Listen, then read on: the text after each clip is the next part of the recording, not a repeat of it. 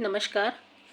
मैं सुरभि, मैं आपके सामने फिर से उपस्थित हुई हूँ, लेकिन इस बार मैं अपनी कोई कविता लेकर के नहीं आई हूँ, बल्कि एक ज्वलंत विषय पर बात करने आई हूँ। मैंने इसका शीर्षक दिया है, आओ परीक्षा पर्व मनाएं। सुनने में बड़ा अजीब सा लगता है ना कि परीक्षा है और पर्व है। जी, बिल्कुल सही बात है। अभी इस समय सभी बोर्ड्स की परीक्षाएं आरंभ हो चुकी हैं।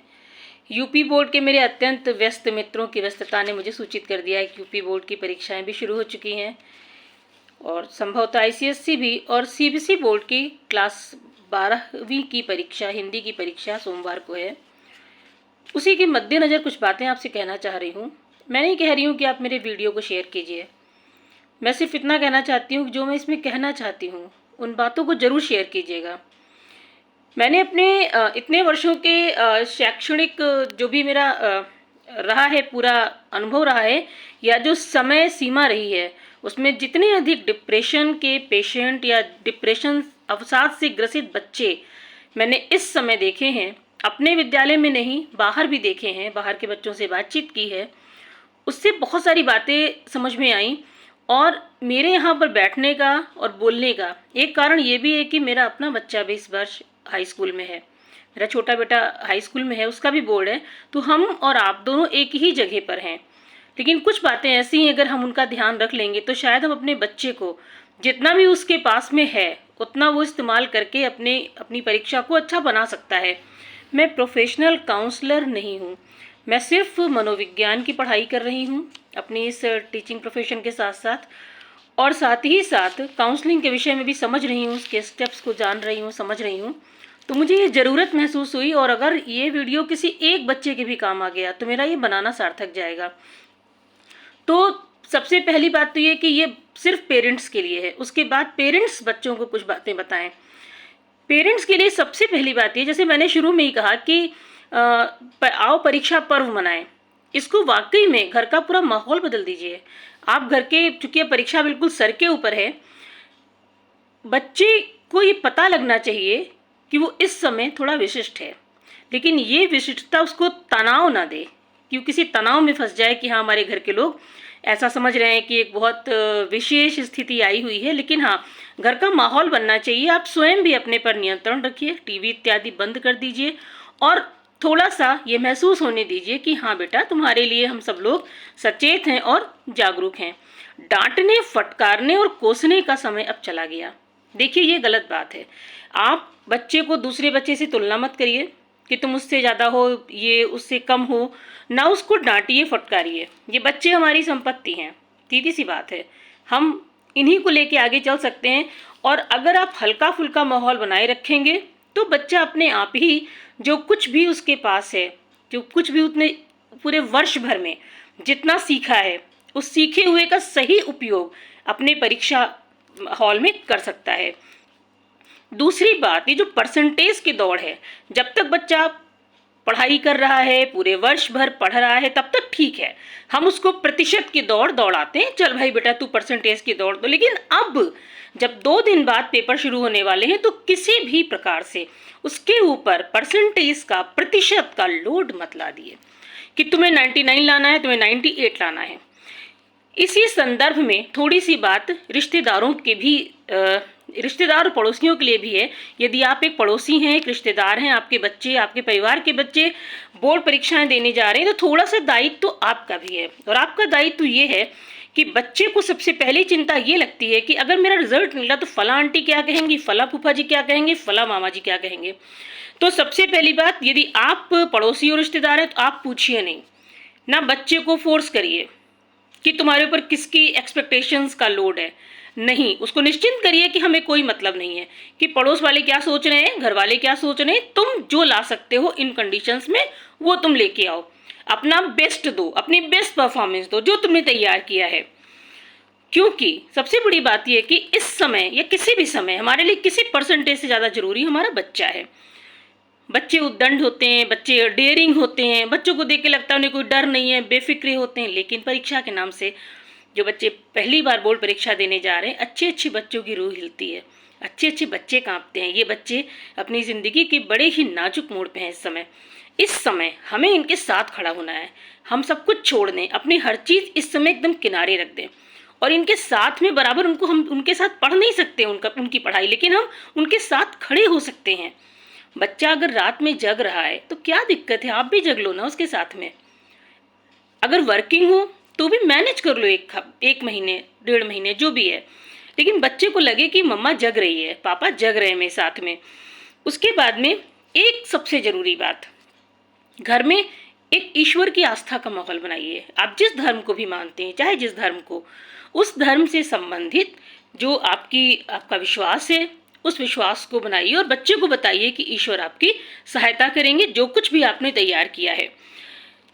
ये पूरी कोशिश करें कि बच्चे के अंदर किसी भी प्रकार का तनाव न उत्पन्न होने पाए, क्योंकि तनाव अगर उत्पन्न हो गया तो दो उससे हानिकारक स्थितियां उत्पन्न होती हैं।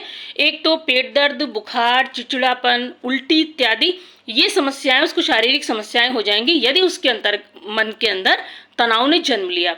दूसरी बात, जो कुछ भी उसको आता है वो भूल जाएगा, उसकी कार्य क्षमता कम होगी। बच्चे का सारा जो सामान है जितना भी सामान है, जैसे कि उसके एडमिट कार्ड्स की फोटोकॉपी करा के आप घर में अपने किचन में भी लगा लीजिए, और उस एक मेन कॉपी है उसको आप लैमिनेट करवा के रख लीजिए और अपने बेडरूम में या उसके स्टडी टेबल के सामने उसको चिपका दीजिए, ताकि किसी भी रूप में स्कीम से संबंधित कोई समस्या ना आने पाए। उसका सारा सामान एक दिन पहले ही सब सेट करके रख दीजिए। और उससे भी जरूरी बात यह है कि जब आप उसका टाइम शेड्यूल सेट करिए तो परीक्षा से एक दिन पहले का शेड्यूल मत रखिए, उसको फ्री रखिए। उस दिन उसको हल्का फुल्का दीजिए। मैंने पहले ही कहा कि बच्चे का खाना पीना भी इस समय थोड़ा सा ऐसा होना चाहिए, सुपाच्य हो। हल्का फुल्का उबला हुआ खाना नहीं, लेकिन हाँ हल्का फुल्का सुपाच्य बाहर का मंगाना इस समय बंद कर दीजिए। स्विगी, जोमेटो इस समय भूल जाइए, क्योंकि पता नहीं कब क्या चीज़ इन्फेक्शन क्रिएट करे, किसी तरह की चीज़ दिक्कत करे। विशेषकर परीक्षा के 1 या 2 दिन पहले बच्चे को अच्छी नींद लेने दें।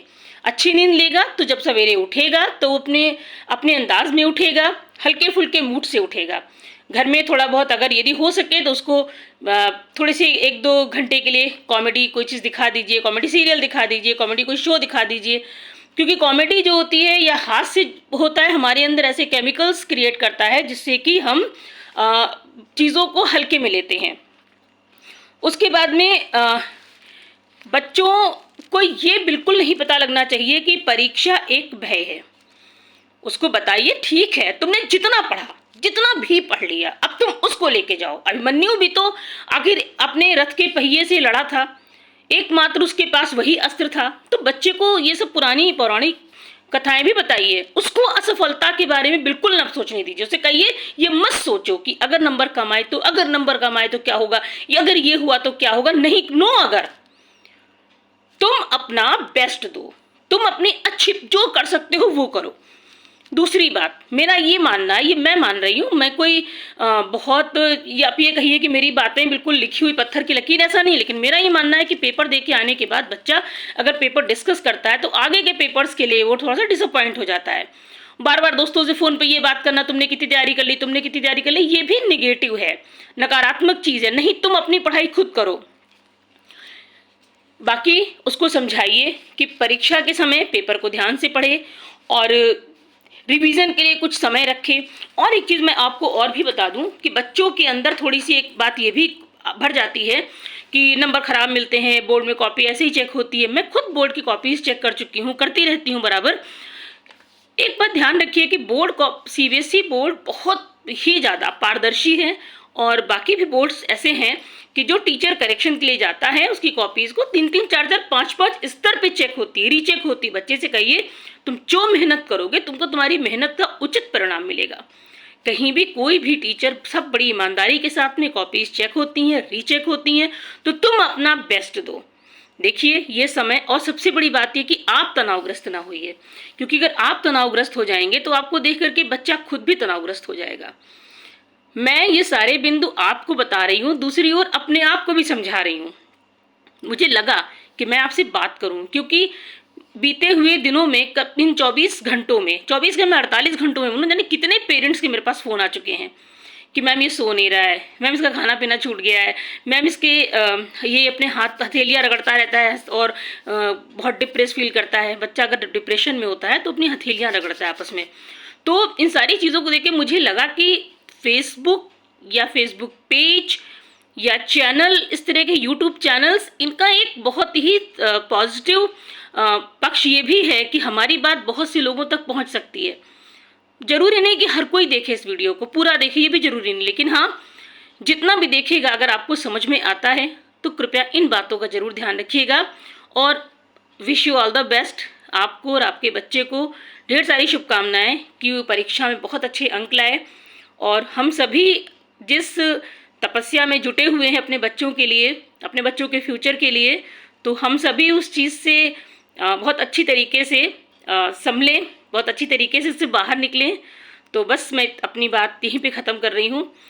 मैंने कहा ना कि मैं एक अनप्रोफेशनल वातावरण में, मैं बेहद अनौपचारिक वातावरण में आपसे बात कर रही हूँ। मैं डॉक्टर नहीं हूँ, मैं काउंसलर नहीं हूँ, PhD हूँ, मतलब वो वाली डॉक्टर नहीं हूँ। बस सिर्फ आपसे अपनी बात एक टीचर होने के नाते और एक माँ होने के नाते शेयर कर रही हूँ। धन्यवाद, आभार।